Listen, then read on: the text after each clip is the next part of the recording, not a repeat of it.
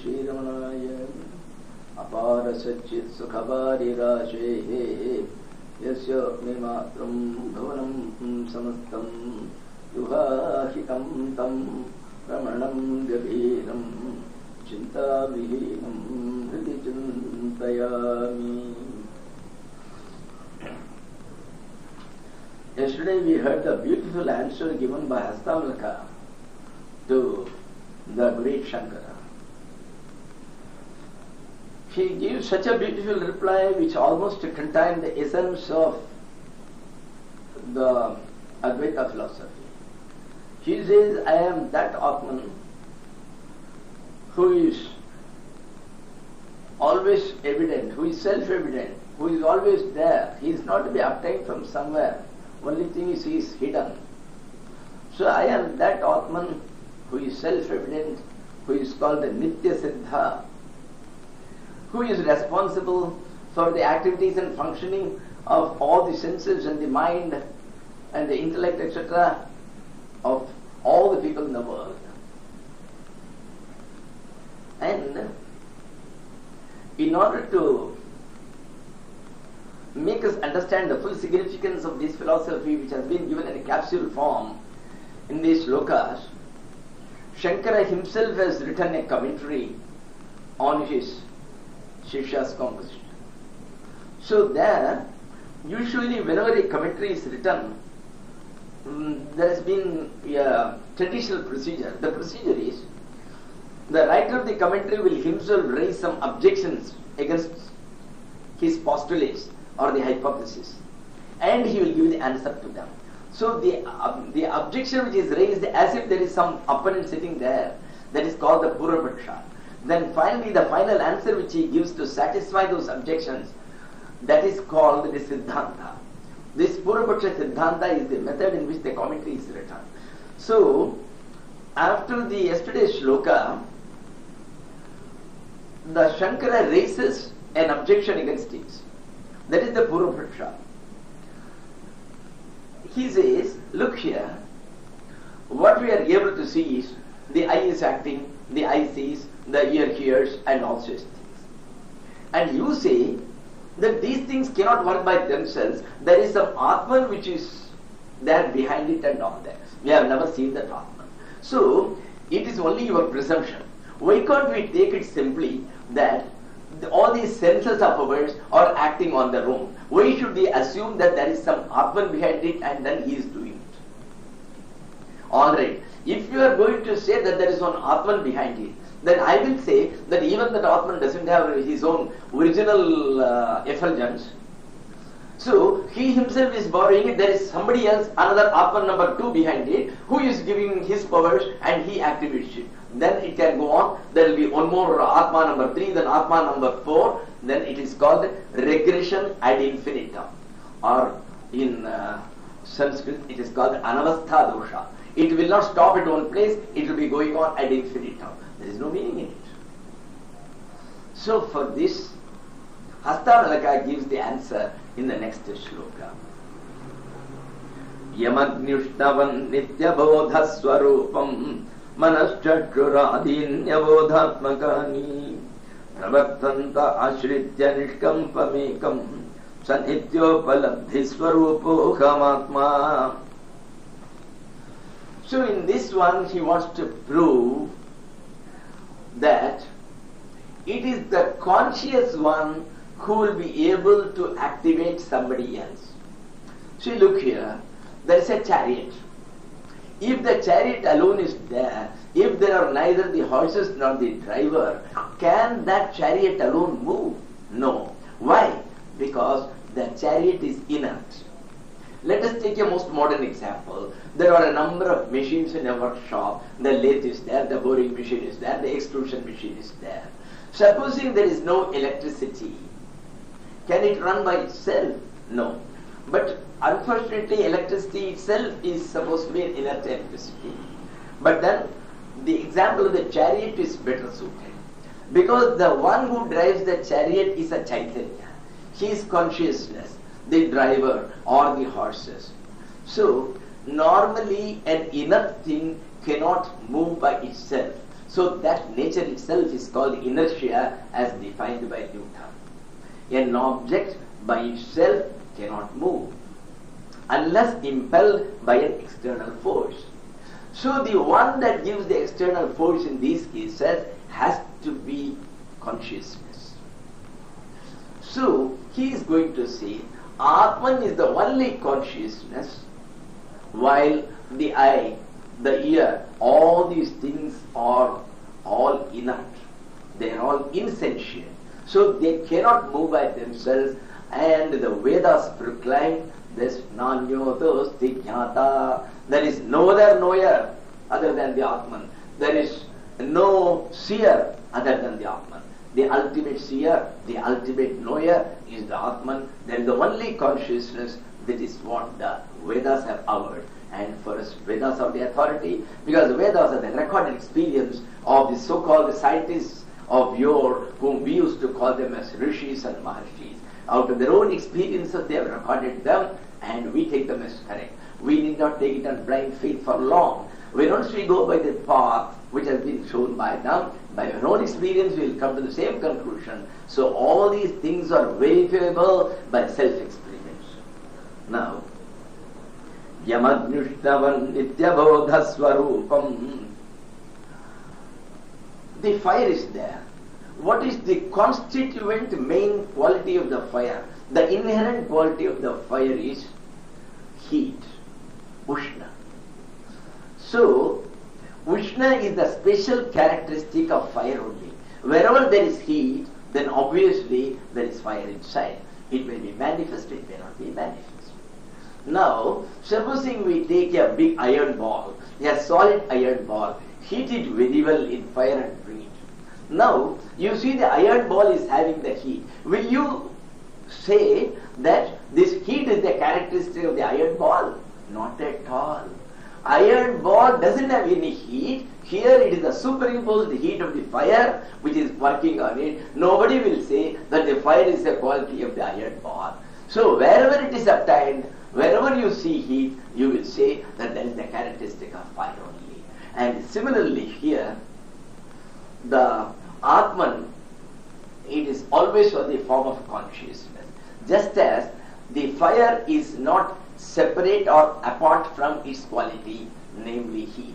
The heat and the fire are always inseparable. In the same way, Atman and consciousness are inseparable. Wherever the Atman is, that is that one consciousness. So, Yam Agni Ushnavati Nityabodha Swarupam. This Atman's nature, Swarupa, is Nityabodha. That is, it is the timeless awareness, the constant awareness, the eternal awareness. Nitya means eternal, which will never die. So the eternal awareness. And the eternal awareness is the Swarupa, that is the constituent or the inherent quality of the Atman. In the same way as Agni Ushnavati. Just as heat is the inherent, inseparable quality of the fire. In the same way. Now, this is all right. Then why can't we think that others are also so? No, it is very well known. Manaschakshuradin abodhatmakani. The mind, the intellect, the chitta, and these five senses of perception, like the eyes, ear, nose, tongue, etc., and similarly the five senses of action, the hand, feet, etc., all these things do not have any consciousness. Even if you cut it to piece, the hand cannot weep, the ear cannot weep. Somebody cut off the ears of one demoness called Shurpanaka. It is the Shurpanaka who was in the form of the Jivatma who cried due to the superimposition, but the ear itself or the nose itself never cried. They are all insentient or inert. So he says abodhatmakani. Bodha means consciousness, abodha means unconsciousness. Again, let us once more remember the definition of consciousness. Consciousness means the capacity to know that I exist and others exist before me. So these unconscious things, like a book like a switch, like that door. They do not know that they exist, nor do they know that others exist before them. So that consciousness.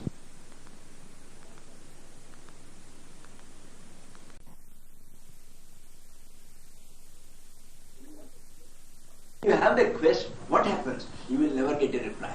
So many people are disappointed. They say, sir, we have been doing it for 20 years, no reply comes. No reply can never come. Finally, the question itself disappears, and the fellow who is questioning that ego, he also disappears, only the Atma alone remains. Thus, you take any method which is to ultimately reach you to the culmination of this Atma Sakshatkara, self-realization, they are all based on the ultimate process of no mind. It is the mind with its waves of thoughts which has created the worst impediment in the way of spiritual realization. So all the thoughts have to subside. When can all the thoughts have to subside? You have been moving with the world for births and births, and so much of the world you have taken, emptied of the world.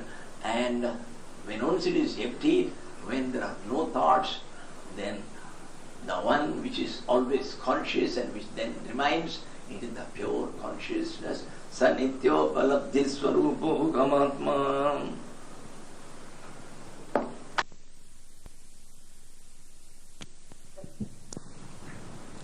So the mind, the eyes, and all these senses and these inner organs, they are all absolutely inner. They have no consciousness. They are not aware of their existence. Now, so naturally, as I said, the inert thing, if it has to move or if it has to function, it can only function when some other conscious force acts on them and makes them move. Pravartanta ashritya nishkampamekam. So, they all function or they are all activated. They are all by being dependent on. Ashritya, by being dependent. Pravartante. Pravartante means, in Sandhi it is written as Pravartanta. Actually it is Pravartante. And even where they have put separately down below, there also they written Pravartanta Ashritya. It should be Pravartante Ashritya. So, Pravartante means they all function. They begin to act. They begin to act depending on that one consciousness. Ekam. What does it mean? Ekam. Ekam means it is not that your consciousness is different, my consciousness is different, his consciousness is different. No, there are not 1,000 consciousnesses. There is only one consciousness which is existing in all. Even the most modern quantum physicists like Heisenberg, they have come to the conclusion and they have said, these are the very words they say, consciousness is always a word used in singular. The word consciousness has no plural. And he further avers that consciousness comes beyond time and space. Yes, that is the conclusion of the most modern scientists. And this has been the conclusion 2,000 years back, 6,000 years back in the Vedas. Our Vedas have declared. 6,000 years back, the Vedas have declared that there is only one consciousness, there is only one Atman. The Atman are not different. So she says, all these eyes, ears, and all these senses, and all these internal organs like the mind, etc., they all function absolutely being motivated by this one Atman, Ekam. And what is it like? Nishkampam. Nishkampam normally means that which doesn't waver, that which doesn't tremble. Here it means, Nishkampa means without any doubt about Atman. Nobody can have doubt because the Atman is your very existence. Will you ever say that I am not existing? So you will always say that I am. So you will never say that I am not. So there will be no doubt about it at all. As far as each one is concerned, he knows that he exists. So this Nijabodha, the self-knowledge is Nishkampa. It is absolutely, there will be no doubt about it. And it is only one. Pravartanta ashritya nishkampamekam sanityopaladhi swarupo hamatma. I am that Atman which is in all the beings, and the nature of which is Nityopalabdhi. It has always been obtained. It is eternally obtained. It is not to be obtained. It is not to be known. It is always with us. But the question is only its recognition. That is why we call it Sakshatkara. Something has been hiding it. Something has been making you see something else other than what in the near nature is. And this is the effect of Maya. One is called the Avarana. The other one is called the Vishepa Shakti. That is, one is a projection. Each projects the one into many. You are seeing many forms, but you are not seeing the true form. And the one which is always there, the truth, the final reality, the ultimate supreme consciousness, you are unable to see that because the Maya is hiding it from your eyes. Now, again there is a Purapaksha. It's a beautiful question. The objector is asking a question. Sir, you are telling that there is only one Atman in all the people together and there are no separate Atmas. Very good. Let us consider it. Then what does it mean? When you translate it in terms of transactions, if there is only one Atman, then when I am happy, everybody should be happy in the world. And when I am sorry, everybody will be sorry in the world. When I die, all the people should die in the world. And whatever happens to me, it should happen to them all at the same time because there is only one Atman. So how do you say that there is only Atman? So my own feeling is that there has to be several Atmans. And the Sankhya's who are, see, we have got Shad Darshanas. That is, we have got 6 systems of philosophies which are based on the Vedas. And the one is called the Sankhya. The Sankhya-acharya was Kapila, was the founder of it. Then you have got Vaisheshika. Vaisheshika means the atomic theory but it doesn't mean this atomic theory. They say that this entire world has come out of combinations of certain basic atoms. So that is called the Vaisheshika theory. It is found by one Kanada. Then there is a third one which is called the Yoga and Nyaya. Yoga means the Yogasanas and other Ashtanga Yoga, Yama, Niyama, Pranayama. There are so many 8 different methods are there, and that was done by Patanjali. Then you have got Nyaya Shastra or logic. The logic is so well developed that is being used for criticizing the other philosophies or for establishing one's own philosophy.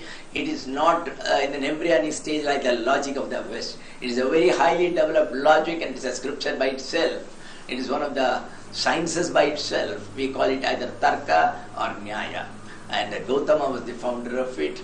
Then you have got Purumimamsa and Uttarmimamsa. Purumimamsa was by Gemini, and it has got to do with the various sacrifices and other things which are being done. And the last one is the Uttarmimamsa. Uttarmimamsa is the Advaitin philosophy by Shankara. So these are called the Shad Darshanas. And in that the Sankhya's hold that there is not one Atman. As many beings are there, so many Atmas are there. Each one is independent according to him.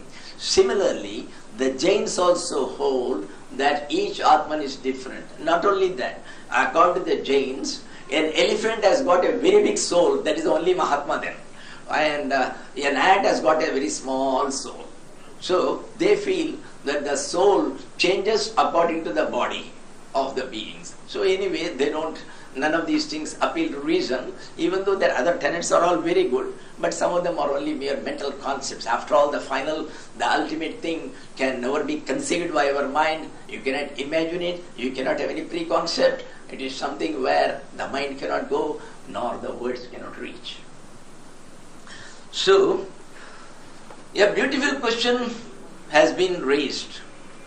If there is only one Atman everywhere, then when somebody laughs, everybody should laugh. When somebody weeps, everybody should weep. When somebody dies, everybody should die. Why does it happen? So naturally, the objector says, sir, my own feeling is you are wrong, that there are as many Atmas as there are beings. So that is being contended by Hastamalaka in the following shloka. Mukha bhasako darpane drishyamano mukhatvat pradaktvena naivasti vastu Chidabhasako bhedu jivo pitadvati sanhityopalabdhi swarupo khamatma. Now he wants to explain he has to explain two things. Why that one looks multiple, and why there is a difference in each. When I am happy, the other man is not happy. He is in a different mood. If there are 1,000 people are in 1,000 different moods. And all people do not behave alike. One is greedy, one is full of anger, one is very passive and full of tolerance.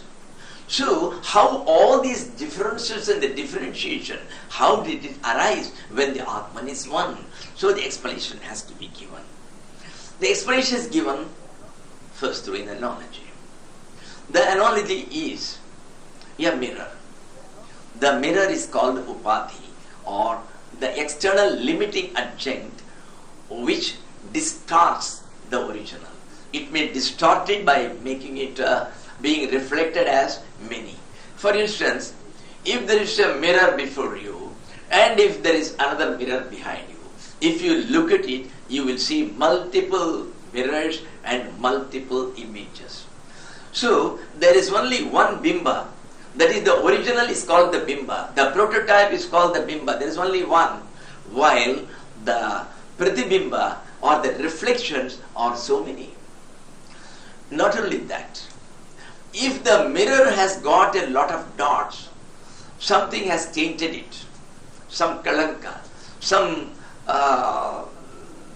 dirt has fallen, then the reflected person, you will see that as if he has got, as if his shirt is full of dirt and all that.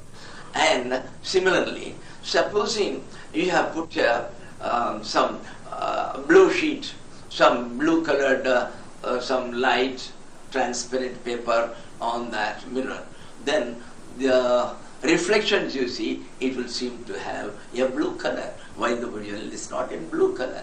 So all this diversity is because of the medium through which the original gets reflected. In a similar way, what happens is, the Atman is full of consciousness. The consciousness is being ever radiated out.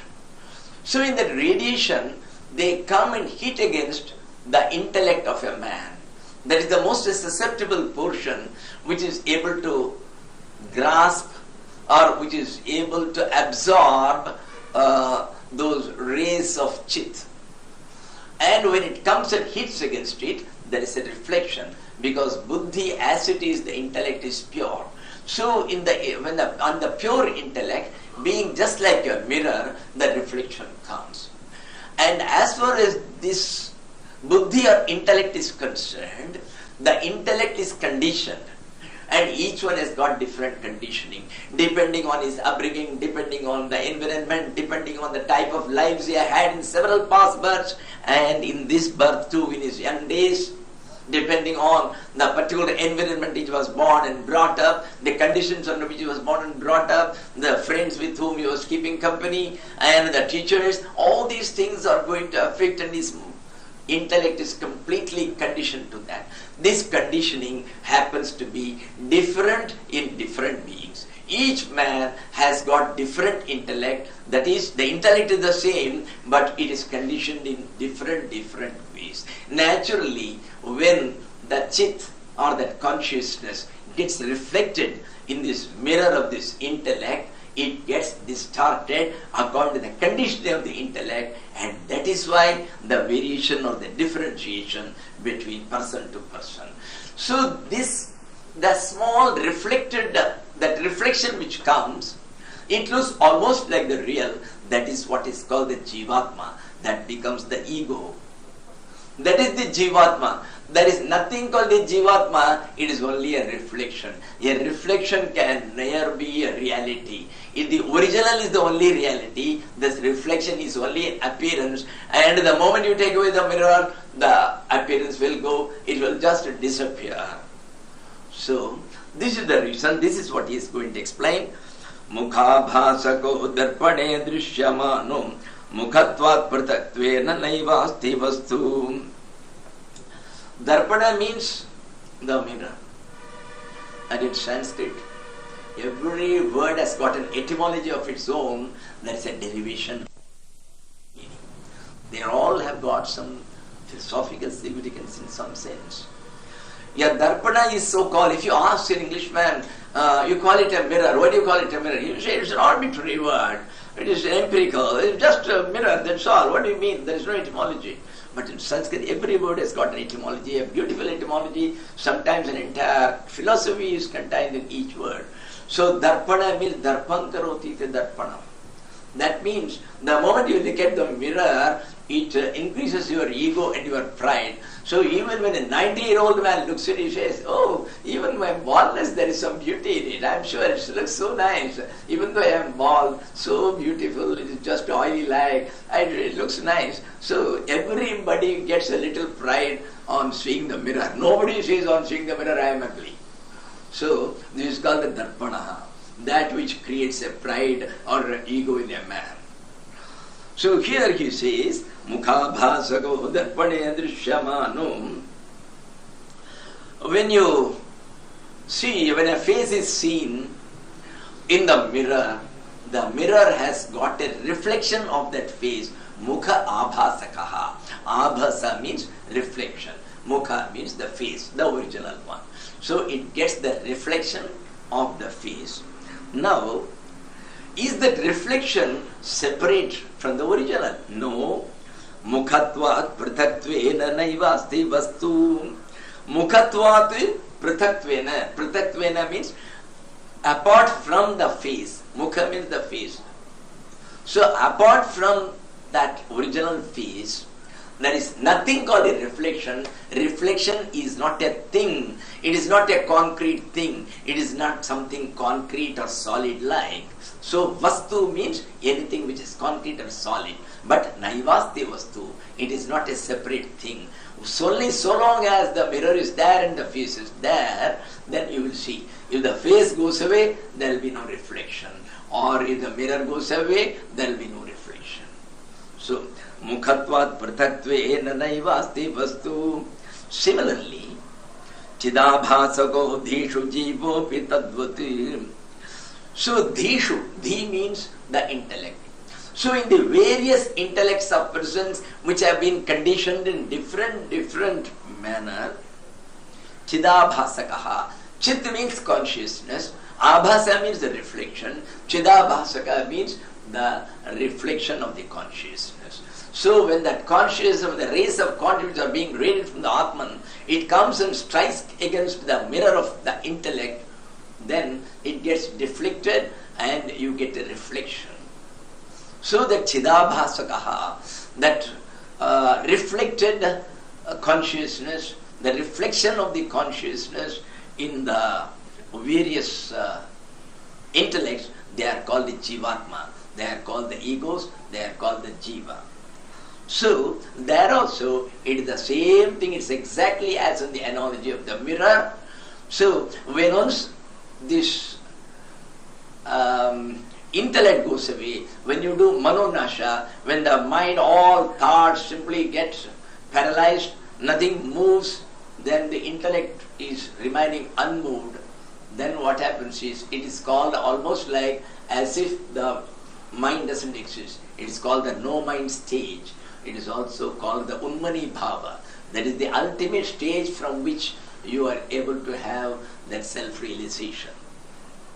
So, chidabhasako dhishu jivopi tadvati.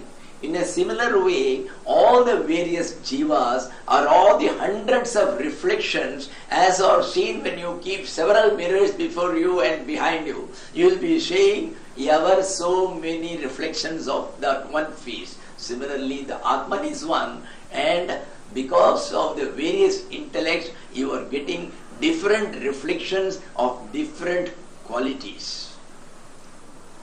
Sanityobalabdhi swarupo Mahatma.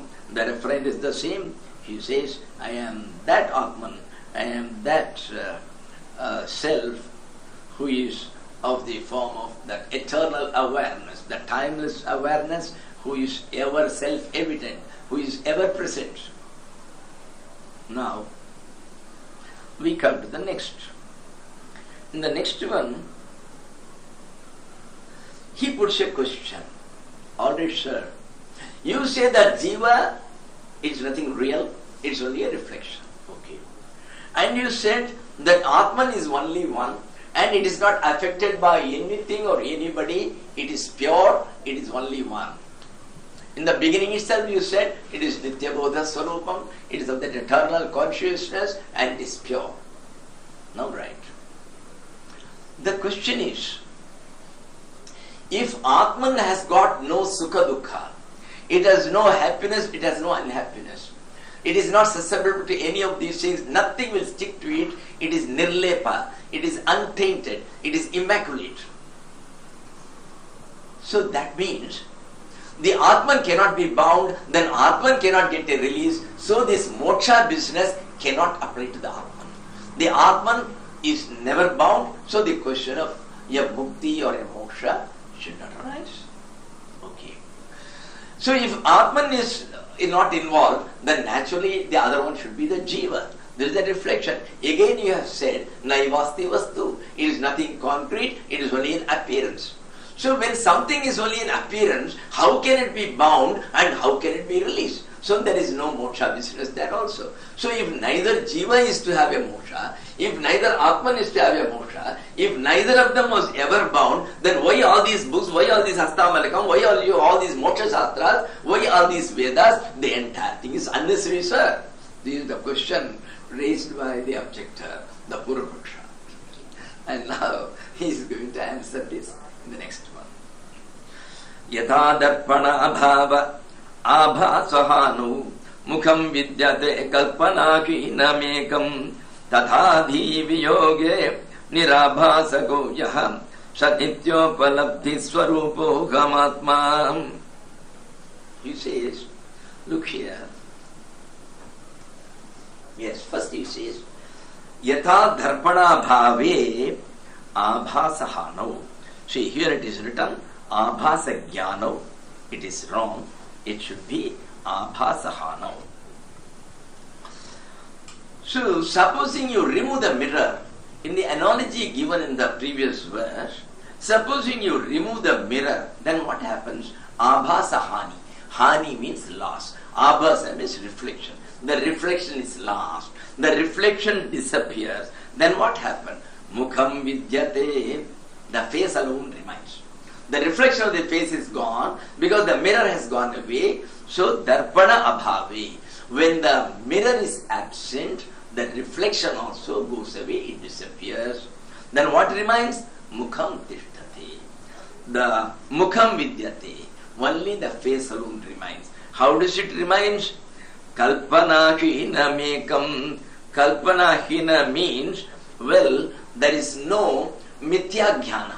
Kalpana means mithya jnana. Mithya jnana means the wrong apprehension. There is no wrong apprehension. Supposing in the dusk when you come, you are seeing a rope, you mistook it as a serpent, this is called a wrong apprehension. Viparita bhavana. It is a wrong apprehension. You have wrongly, mistakenly, you have, it is due to delusion only. You have been deluded into thinking that is a serpent. So similarly here, only the face alone is there. Mukham vidyate kalpanahinam. Well, there is no imagination there, there is no concept there, it is very solid, so that face alone remains, and there is no Brahma or delusion involved, and absolutely no delusion is there. And Ekam, it alone remains. Now there are no 100 reflections. Originally, when you are having so many mirrors, you were having so many reflections. Now that all the mirrors have been taken away, what remains is only the face and all alone. Ekam. So in other words, what happened was, the multiple reflection which you were seeing, it was all due to the upadhi. Upadhi means, as I said, the external adjunct, whose qualities have been superimposed on it, but they are not the qualities which are inherent and which are constituent of this. Just like behind a crystal, if you place a blue kerchief, the crystal looks blue, but the blueness is not part of the crystal. The crystal is always transparent and is colorless. So it has been superimposed over that, and it is only external, it is not internal, it is not inherent in it. And Tatha Diviyoge Nirabhasako Yaha. Similarly, when once you take away the mirror, the reflection is gone. Similarly here, supposing the intellect, you make it non-functional. By some means, the entire intellect works when the mind works. Because the mind feeds it. Whenever we look at, say I look at the fan, so the eye says, here is something. It doesn't say it's a fan, the eye cannot recognize it. So it passes on that picture to the mind. The mind is a clerk. It passes it on for further action and for decision as to what it is like to the intellect. Then the intellect, gives its own final verdict. Yes, this is a fan. Because it has got chitta, the computer memory. It takes from the archives, verifies, yes, this is the same. This is the fan. This is how it happens. So, if the entire mind and intellect, they are not different. Even though functionally we say that they are different, but essentially they are one the same. It is just like that. In a place, say like Tiruvannamalai, there is a collector. Say it is a district town. So there is a collector. So, supposing there is also a sales tax commissioner and income tax commissioner, all of the same rank, highest tax. Two of them have gone away only the collector is left.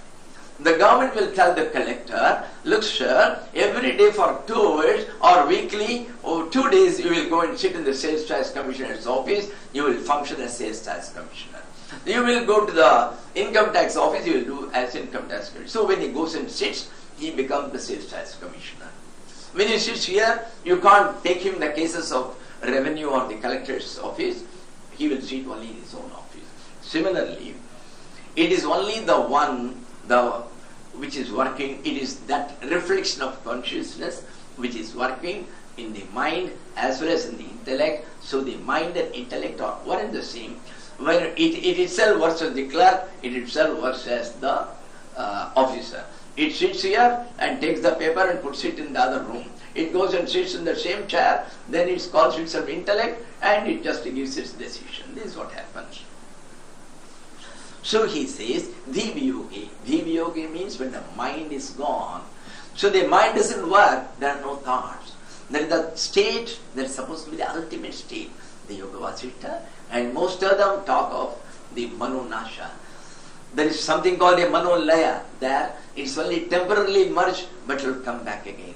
But Manonasha means once for all the mirrors are removed, then only that alone remains. So there is only that Atman alone remains. But because of this the reflections in the intellect, what happens is, the Sukha, Dukkha are all felt in the intellect. It is connected with all your nerves. So the nerves carry it through the mind to the intellect finally. So it says, oh, it is a pain due to a cut in my foot. It has recognized, has given the decision. Yes, now, but then the Atman, because of its close association, it is remaining by its side, so it has identified itself with that intellect. Having identified itself with the intellect, Atman says, oh my Lord, I have got a wound in my foot and I am having suffering, I am having anguish and I am having hardship. This is what happens. So this is what is called adhyasa or superimposition. The qualities which belong to something else is being taken by us. If somebody is going to cut my hand is cut. So the experience is to the hand and not to the Atman. Nobody can cut the Atman. Nobody can cut the electricity. Only the bulb you can pulverize it to pieces, but not the electricity. Electricity can never be breached by any weapon. Similarly, the Atman, it cannot be touched. So when the hand is cut, the hand being inert, it cannot cry.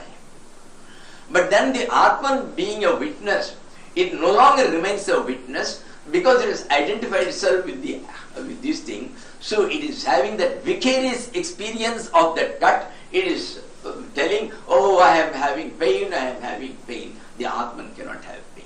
So similarly, the bandha or the bondage happens to that brain or to that intellect where the reflection of the chit or the consciousness is there. As it is conscious, But at the same time, as it has identified itself with the intellect, so whatever is the conditioning and the limitations of the mind, so they come to him. He says, I am a man, I am subject to birth and death, I am born in India. So all the limitations which the intellect thinks, the Atman takes it on itself, and then it says, I am an Indian, I am a European, I am 20 years old, I am an MSc, I am an MTech, I am having this problem in my stomach, I am having arthritis. Thus, it is only a sheer superimposition of the feelings from the intellect. That is what happens. So, tatadhi viyoge nirabhasako yaha. When all the intellect goes away, only the pure Atman alone remains. An Atman which has no upadhi. Absolutely, this buddhi and all these upadhis, nothing can affect it the moment it realizes. But then how can it realize it? When once it has identified itself, it has been completely hypnotized into believing. For births and births it has been along with the intellect, and it has hypnotized itself into believing that I am the intellect. So naturally you require a moksha shastra, you require some scriptures to tell you how you can disentangle the Atman from the other one. See, when both are involved together, that identification, that is what is called a granthi. Granthi means a knot, mudichu, because the one is insentient, the other is sentient, both have joined together and each one is taking the qualities of the other. So that is what is there. So finally the Shastras say how to remove the knot. When once the knot is removed, you are having the everlasting peace, and everlasting peace naturally results in the infinite bliss. Sanityopaladhi swarupo kamatma. So, I am that Atma, I am that pure Atman who remains all alone, uninvolved. Just only one line is left. So, I am that Atman who is absolutely not involved, who doesn't have any sukha or dukkha, who is not subject to sorrows or anguish, who is not subject to joy or sorrows or griefs. So I am that, and I am ever present. And thus the Hastamalaka here explained how there is only one Atman, and also how there is differentiation between the various people, even though the Atman in all of them is only a holistic pattern, having only one. So all these things have been explained, and incidentally this has also given us a clue to the sadhana, that all sadhanas ultimately culminate in no mind. Somebody takes to a japa, where does it take you? You go on doing the chanting for 8 hours, 9 hours, it seeps through in the heart, and after a certain time it goes on automatically without efforts from you. It is an effortless thing. And finally a day will come, a third stage, when the japa disappears, the one who chants, he also disappears, the ego disappears. Then what remains is that which always remains, the Atman alone remains. Or you practice this, who am I? Going on asking. I mean, asking means it is not a question of asking verbally. I mean, be on the quest. The quest